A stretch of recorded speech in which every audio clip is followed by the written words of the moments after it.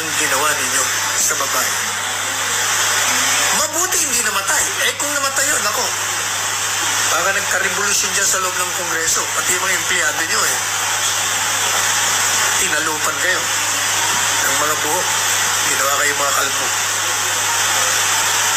So, madalis sabi, kaya, di ba, from the very start, tinatanong ako, anong magandang remedyo? Ang remedyo, punta ka sa Korte Suprema.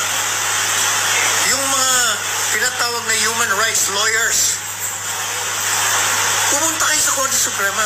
Take the case, take the cudgels for this woman.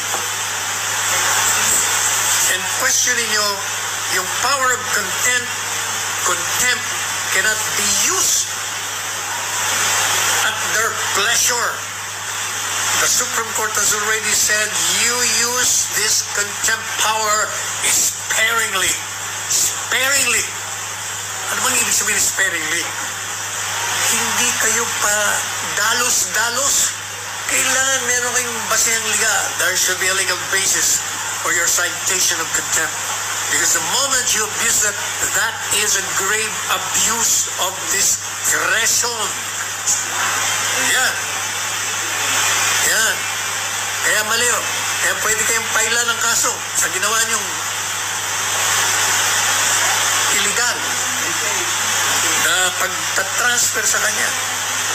Pati na pag-cite ng contempt na wala namang basehan.